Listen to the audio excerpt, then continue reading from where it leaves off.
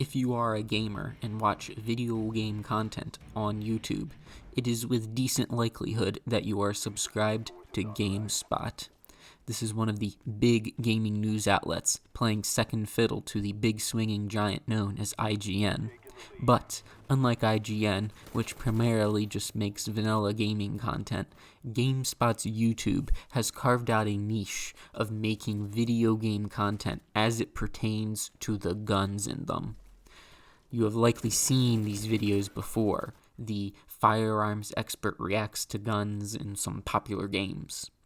Now, a gun channel having very popular videos is one thing, but a gaming channel regularly making videos with hundreds of thousands of views about guns in between videos about the history of sex and vidya really brings to question how prevalent guns have become in gaming culture.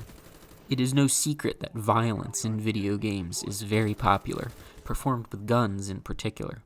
It is common for certain games to have praise for their details and levels of violence, like the nut shot in Sniper Elite, or the misfire shotgun in Fear. What was once seen as kids' entertainment is now the best outlet to create the most interesting ways to make digital beings unalive. This is not to say that bloodlust as entertainment is a new phenomena. Humanity has been watching violence as a sport since the beginning.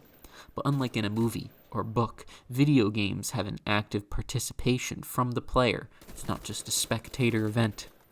And in the cases of competitive shooting games like Rainbow Six Siege, COD, Fortnite, or Counter-Strike, thousands of people will watch a digital deathmatch with a rather realistic interpretations of firearms, from looks to actual performance.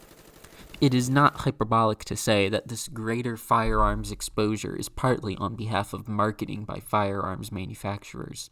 Why do you think Remington was engraved in bold on the Modern Warfare 3 ACR? The devs actively choose particular weapons to put in the game and license them. But the manufacturer knew that their product would be in a video game played by many people who happen to have money. It's just like racing games with licensed cars, a big advertising event. But of course, where there is a marketing reason for licensed products, there is also a consumer interest in seeing these things, such as how the said cars and guns are put into games because these are products that have a very large hobbyist following behind them, so to speak, and people who play these games want to see things that they recognize. For example, pre-release interviews for Modern Warfare 2019 had the devs very excitedly talking about how they captured the sounds of all the guns, how they modeled by hand all of the reload animations, and how cool they look. Reviews of the game carried the same sentiment. Despite the garbage maps of 2019, credit must be given to how well modeled the guns are in this game. It's better than Battlefield in many respects. Military stuff sells well to the masses, whether it be a movie, book, or a game, and it has been for quite some time. Is having an interest in violent things a negative, though? There are certainly consequences to it, like becoming desensitized with violence to the point where you see an exploding head as an example of skill for getting a headshot. But with violence performed with guns, real guns, becoming a very big controversial talking point, the question is, does this firearms marketing and media cause there to be more violence? It is common to hear that the perpetrator of a mass shooting played some video game, and then the media, politicians will latch onto that, saying that games cause violence.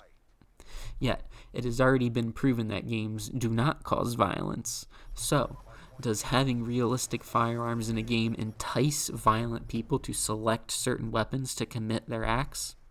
Some senators in the United States think so. Back in September of 2022, 12 senators of the United States Senate wrote a letter to the Federal Trade Commission claiming that the firearms industry had specifically been marketing guns to children and teens and making them purchase weapons under the false pretense that guns make one safer, thus causing there to be more gun sales and causing more violence like suicides and shootings.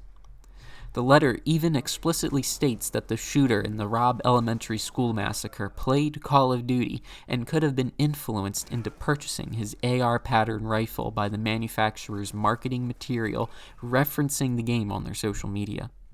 They demanded that the FTC look into how the firearms industry is performing its marketing practices and regulate how they may do so. Then, in February of 2023, that same group of senators proposed the Protecting Kids from Gun Marketing Act, as it is called, that would, quote, to prohibit any manufacturer, dealer, or importer, or agent thereof from marketing or advertising a firearm or any firearm-related product to a minor in a manner that is designed, intended, or reasonably appears to be attractive to a minor. And then, in the middle of me editing this video on March 14th, Joe Biden, the President of the United States, produced an executive order which covered various different parts of gun legislation, but one of them was he made an executive order saying that he encourages the Federal Trade Commission to issue a public report analyzing how gun manufacturers market firearms to minors and how such manufacturers market firearms to civilians, including through the use of military imagery. Keynote on reasonably appears, as that is really vague. That could basically say that if the marketing materials are primarily seen by a group primarily composed of minors, even if there is also a sizable portion of adults, that would also be against these proposed trade rules. So that would basically capture every video game currently on sale that has guns in it. While many video games are in fact rated for mature audiences, it is no real secret that GameStop employees are the only ones who enforce that rating. And with how creative marketing has gotten in the past few decades, I just think having any gun in any form of media that a child could theoretically consume could be considered child marketing. Meaning that almost any manufacturer of any firearm who has their weapons appear in any game that's licensed could be up to scrutiny for a lawsuit by a state attorney general. And I do not think that FN having their SCAR available with anime stickers all over it could be considered not marketing to children in some way. Also, I'm not going to be simping for corporations in this video, much less arms manufacturers, but as I am someone with a vested interest in the topics discussed, I find it interesting to continue to talk about it.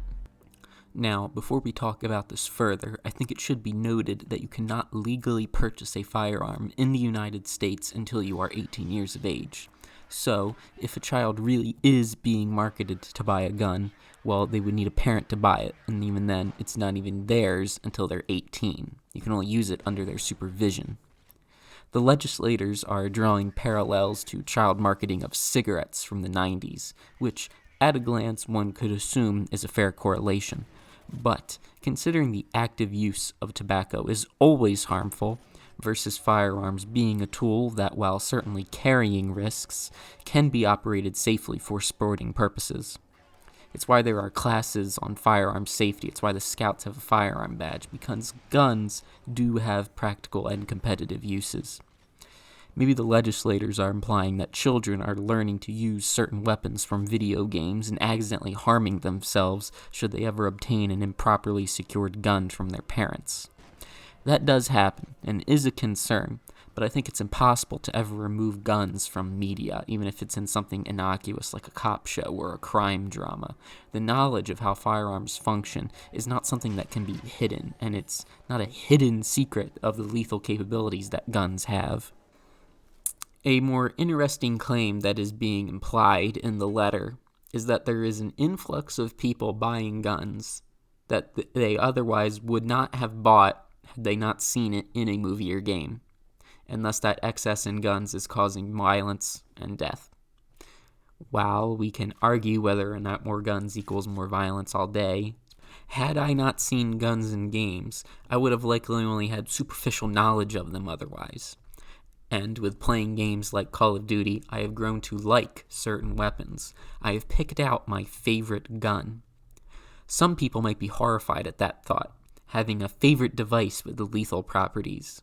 But yet, I am probably not alone in this general sentiment.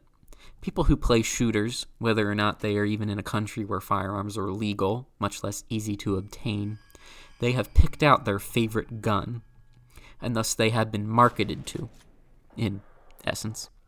Because often, if you really like games, you buy things associated with that game, which can go all the way from general merchandise to the actual product you saw in said game. The other argument being made against realistic guns in media is the use of military imagery. Now, I do not need to tell you that war is indeed bad. So, using military marketing of guns does have some questionable morality. The player is being digitally shown weapons used to their fullest capacity in a digital wartime environment. The only practical civilian environment for that same weapon would be home defense or a competition. There is a disconnect between how the product is being utilized in the game or movie and how it would actually be used by a normal person, I guess. This could lead some to want to join the military seeing these guns in media, theoretically, but I don't think that seeing cool guns is ever entirely the reason one chooses to serve. But if military imagery is being shown and people aren't going into the military, I presume the assumption is that people who buy tactical weapons are living out some military fantasy in their head, where they were being subtly radicalized into wanting such products. I don't know how to best put this statement without seeming like an asshole, but that entire argument is asinine. Yes, unfortunately, we do have to treat everyone like they are an idiot when it comes to marketing, because some consumers are, in fact, dumb and needed to be protected from malicious ads. But to claim that military imagery being used as a marketing tool is an inherent negative because consumers will extrapolate the idea that they need to wipe out their enemies in a tactical manner is a foolish assertion. People who own such things will say that they have them due to competition, home defense, or some abstract political reason. War is bad, but if you really are concerned about violence, worry more about the wrong people getting a hold of guns and making sure people realize guns are not toys so they don't harm themselves. Racing games, for example, have a disclaimer at the beginning of them, saying to wear a seatbelt, drive safe, and don't speed. It doesn't need to be said for everyone, but it might need to be said to foolish people. Maybe Call of Duty and others need to do the same, something like, firearms are not toys. Only discharge firearms in an appropriate location. Never aim a gun you don't intend to shoot. If you are feeling suicidal, please seek help. That takes so little development time to add to the splash screen, and provides information that would be internalized every time someone plays the game. A much preferable alternative than to remove artistic expression from something, because games are art. This legislation would be against art. So, if one were to purchase, say, a SCAR in real life, because that's basically what the heavy rifle is in Fortnite, and Fortnite is your favorite game, you have been marketed to purchase a very expensive rifle that, for all intents and purposes, you will never use its full designed potential with unless society collapses. Is this subtle marketing on the account of FN? Did they pay Epic Games to make the SCAR the best gun in the game? Or is the weapon artist just into guns and the SCAR was arbitrarily picked in the balancing of the game? Were realistic guns put into games and movies because people wanted cool, realistic military action? Or is it because there is an evil cabal of arms manufacturers plotting to make the younger generation into guns, and the only reason shooting games are so popular is because the industry manipulated us to be interested? So actually, these senators are saving us from ourselves. Or do these senators just really fucking hate guns and are doing anything to stop their proliferation? This is a chicken or the egg argument, but the end result is that there is many people in America buying guns, and everyone has a big fucking opinion on the outcome of that. Should this legislation pass, what would most certainly happen is that there would no longer be licensed or relatively realistic guns in games at all. Every gun in CSGO would have to have silly names like in older Counter-Strike titles. All the manufacturer names would be removed from the models as well. Modern Warfare 2, new one, has already done this. It's why returning weapons have been renamed to goofy stuff like the Kastov 762. Likely, models of weapons would also have to be made in such a way they are not directly copies of the real thing.